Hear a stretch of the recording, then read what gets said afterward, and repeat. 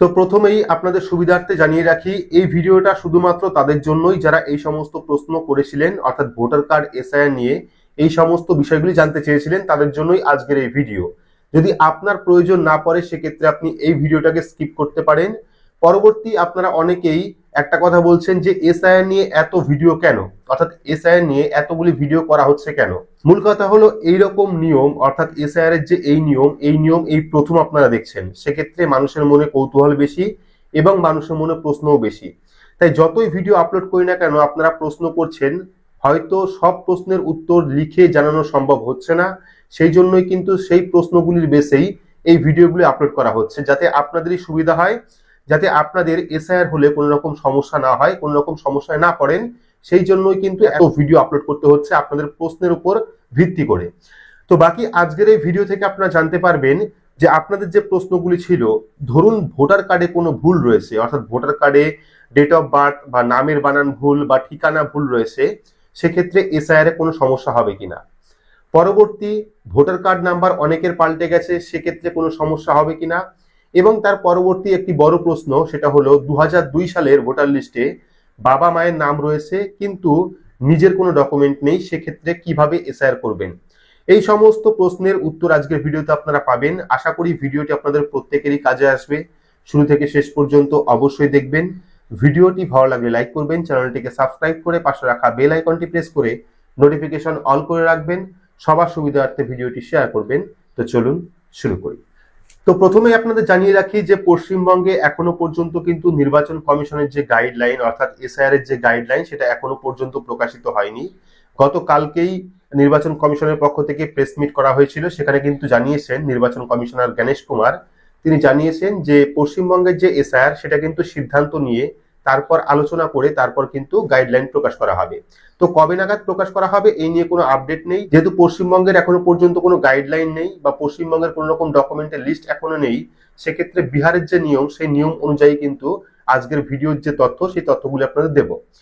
প্রথমে রয়েছে, যদি ভোটার কার্ডে কোনো রকম ভুল থাকে, অর্থাৎ বিভিন্ন ভোটার কার্ডে আপনারা দেখেছেন যে হয়তো নামের বানান ভুল থাকে বা নামটাই ভুল থাকে, বা বাবার নাম ভুল থাকে, বাবার নামের স্পেলিং ভুল থাকে, ঠিকানা ভুল থাকে, বা কখনো ডেট অফ বার্থ ভুল থাকে। তো এই সমস্ত যদি ভুল থাকে সেক্ষেত্রে কি কোনো সমস্যা হবে? তো যদি আপনার ভোটার কার্ডে বড় রকম কোনো ভুল থাকে, যেমন ছোটখাটো মিস্টেক অনেকের ভোটার কার্ডে রয়েছে, ঠিকানা হয়তো একটু উল্টো পাল্টা রয়েছে কিন্তু বিধানসভা একটাই, ভোট কেন্দ্র একটাই রয়েছে, সেক্ষেত্রে কোনো রকম সমস্যা নাও হতে পারে। ধরুন আপনার ঠিকানা রয়েছে বেহালা, ঠিক আছে, সেক্ষেত্রে বেহালা উল্লেখ করা আছে কিন্তু পরে অন্য একটি অ্যাড্রেস দিয়ে দেওয়া হয়েছে, কিন্তু আপনার যে বুথ কেন্দ্র সেটা সঠিক রয়েছে, সেক্ষেত্রে কিন্তু কোনো রকম সমস্যা হবে না। যদি বুথ কেন্দ্রই আলাদা হয়ে যায় সেক্ষেত্রে কিন্তু আপনার সমস্যা হতে পারে। আপনারা অনেকেই বলেছেন যে আমার যে বুথ কেন্দ্র সেটা পাল্টে গেছে, সেক্ষেত্রে আপনারা অবশ্যই কারেকশন করিয়ে নেবেন। বাকি ভোটার কার্ডে যে কোনো রকম ভুল থাকলে আপনারা অবশ্যই কারেকশন করিয়ে নেবেন, সেটা নামের বানানের ক্ষেত্রে হোক বা নামের পদবীর ক্ষেত্রে হোক, বা বিভিন্ন সময় ডেট অফ বার্থ অর্থাৎ জন্ম তারিখে ভুল থাকে, সেক্ষেত্রে এই সমস্ত যে ভুলগুলো রয়েছে সেগুলি আপনারা অবশ্যই অনলাইন থেকে ঠিক করে নেবেন। ঠিক হতে কিন্তু 10 থেকে 15 দিন টাইম লাগে, সেক্ষেত্রে এখনো হাতে অনেকটা সময় রয়েছে, আপনারা সময় পেয়ে যাবেন। অবশ্যই আপনারা ভোটার কার্ডের যে সংশোধন, সেই সংশোধন করিয়ে নেবেন। যদিও বড় সড়ো কোনো ভুল না থাকলে পরে কোনো রকম সমস্যা হবে না, কিন্তু তবুও চেষ্টা করবেন আপনার ডকুমেন্ট যতটা সঠিক থাকে ততটা সঠিক রাখার জন্য। অনেক ভোটার কার্ডে দেখবেন ইংলিশের বানানটা ঠিক আছে কিন্তু বাংলা বানানের ক্ষেত্রে ভুল থেকে যায়, সেক্ষেত্রে ভোটার কার্ডে বাংলা স্পেলিং কি করে ঠিক করতে হয় এই নিয়ে কিন্তু আমরা ভিডিও করেছি, আপনারা গিয়ে দেখতে পারেন। ভোটার কার্ডের বিভিন্ন ফর্ম নিয়ে ভিডিও করা আছে, আপনাদের যে ফর্ম প্রয়োজন, ফর্ম নাম্বার 6, ফর্ম নাম্বার 8, এরকম যে ফর্মগুলো রয়েছে সব রকম ফর্মের ভিডিও কিন্তু করা আছে, বিস্তারিত তথ্য দিয়ে করা আছে, কোন কোন ডকুমেন্ট লাগে সেই নিয়ে ভিডিও করা আছে, আপনারা অবশ্যই গিয়ে দেখে নেবেন। যদি আপনার ভোটার কার্ডে কোনো ভুল থাকে সেক্ষেত্রে অবশ্যই কিন্তু ভোটার কার্ডটা কারেকশন করিয়ে নেবেন। আর কথা হলো ডেট অফ বার্থ অর্থাৎ জন্ম তারিখের ভুল থাকলে পরে তো সেক্ষেত্রে কিন্তু বড় সমস্যায় পড়তে পারেন, কারণ এসআইআর এর ক্ষেত্রে কিন্তু আপনাকে সাপোর্ট ডকুমেন্ট দিতে হবে। সেক্ষেত্রে ধরুন আপনি বার্থ সার্টিফিকেট দিলেন, এবার বার্থ সার্টিফিকেটে একরকম জন্ম তারিখ আর ভোটার কার্ডে অন্যরকম জন্ম তারিখ, সেক্ষেত্রে কিন্তু সমস্যা হতে পারে। তাই আপনার যে ডকুমেন্ট সাপোর্টিং দেবেন সেই হিসাবে দেখে নেবেন, সেই ডকুমেন্ট হিসাবে দেখে নেবেন যে আপনার ভোটার কার্ডেও একই ডেট অফ বার্থ রয়েছে কিনা। বাকি কোনো ডকুমেন্টেই ভুল রাখা উচিত নয়, সমস্ত ডকুমেন্টই কারেকশন করা উচিত, সব ডকুমেন্ট এক থাকা উচিত, অর্থাৎ আধার কার্ডে একরকম ডেট অফ বার্থ রয়েছে বা বার্থ সার্টিফিকেটে একরকম ডেট অফ বার্থ রয়েছে, ভোটার কার্ডে অন্যরকম রয়েছে, এটা কিন্তু না হওয়াটাই ভালো। অর্থাৎ প্রত্যেকটা ডকুমেন্টে সঠিক ডিটেলস থাকে সেটা আপনারা চেষ্টা করবেন। দ্বিতীয়ত, অনেকেই প্রশ্ন করছিলেন যে আমাদের ভোটার নাম্বার চেঞ্জ হয়ে গেছে, অর্থাৎ আগের যে WB দিয়ে সিরিয়াল নাম্বার ছিল বর্তমানে কিন্তু অনেকেরই চেঞ্জ হয়ে গেছে, সেক্ষেত্রে কোনো সমস্যা হবে কিনা। তো এক্ষেত্রে কিন্তু কোনো রকম সমস্যা হবে না, কারণ আপনারা যখন নতুন ভোটার কার্ড ডাউনলোড করবেন, বর্তমান সময়ে যদি আপনি নতুন ভোটার কার্ড ডাউনলোড করেন অনলাইন থেকে বা যদি আপনি PVC ভোটার কার্ড পেয়ে থাকেন, সেক্ষেত্রে ব্যাক সাইডে দেখবেন আপনার পুরনো ভোটার কার্ড উল্লেখ করা রয়েছে। ঠিক আছে, আগের যে ভোটার কার্ড নাম্বারটা ছিল সেটা কিন্তু উল্লেখ করা রয়েছে। যদি আপনি এখনো পর্যন্ত নতুন ভোটার কার্ড ডাউনলোড না করে থাকেন, সেক্ষেত্রে অনলাইন থেকে যদি আপনার ভোটার কার্ডের সঙ্গে মোবাইল নাম্বার লিঙ্ক করা থাকে, সেক্ষেত্রে কিন্তু আপনি অনলাইন থেকে খুব সহজেই 2 মিনিটের মধ্যেই ভোটার কার্ড ডাউনলোড করে নিতে পারবেন এবং যাবতীয় কাজ সেটা দিয়ে করতে পারবেন। তো যারা এখনো পর্যন্ত ডাউনলোড করেনি তারা অনেকেই প্রশ্ন করছিলেন যে আমার ভোটার কার্ডের ব্যাক সাইডে পুরনো ভোটার কার্ড নেই। তো যদি নাও থাকে পুরনো ভোটার নাম্বার, তবুও কোনো সমস্যা নেই, কারণ নির্বাচন কমিশনের কাছে আপনার যে পুরনো ভোটার কার্ড তার কিন্তু রেকর্ড রয়েছে। চাইলে আপনারা অনলাইন থেকে ডাউনলোড করতে পারেন। যদি পুরনো ভোটার কার্ড নাম্বার নাও থাকে তবুও কোনো সমস্যা হবে না, কারণ ভোটার নাম্বার দিয়ে কিন্তু আপনার ভেরিফিকেশন হবে, অর্থাৎ SIR হবে। সেক্ষেত্রে আপনার যে পুরনো ভোটার নাম্বার এবং নতুন ভোটার নাম্বার দুটোই কিন্তু নির্বাচন কমিশনের কাছে রয়েছে। বাকি যদি আপনারা চাইছেন অনলাইন থেকে ডাউনলোড করে নেবেন, সেক্ষেত্রে দেখতে পারবেন ব্যাক সাইডে কিন্তু আপনার পুরনো ভোটার কার্ডটি উল্লেখ থাকবে। এইবার সব থেকে গুরুত্বপূর্ণ যে প্রশ্ন সেটা হলো, এই প্রশ্নটা আপনারা অনেকেই করেছিলেন, যেটা হলো 2002 সালের ভোটার লিস্টে বাবা মা উভয়ের নামই রয়েছে বা হয়তো কোনো একজনের নাম রয়েছে, কিন্তু সন্তানের ক্ষেত্রে অর্থাৎ ছেলে বা মেয়ের ক্ষেত্রে তার কোনো নির্দিষ্ট ডকুমেন্ট নেই। এক কথায় বলতে গেলে 2002 এর ভোটার লিস্টে আপনার বাবা অথবা মায়ের নাম রয়েছে, কিন্তু আপনার ক্ষেত্রে কোনো রকম ডকুমেন্ট নেই, অর্থাৎ নির্বাচন কমিশনের দেওয়া 11টি ডকুমেন্টের মধ্যে কোনো ডকুমেন্টই আপনার কাছে নেই। সেক্ষেত্রে আপনি কিভাবে SIR করবেন, অর্থাৎ আপনি কোন ডকুমেন্টের মাধ্যমে SIR করবেন।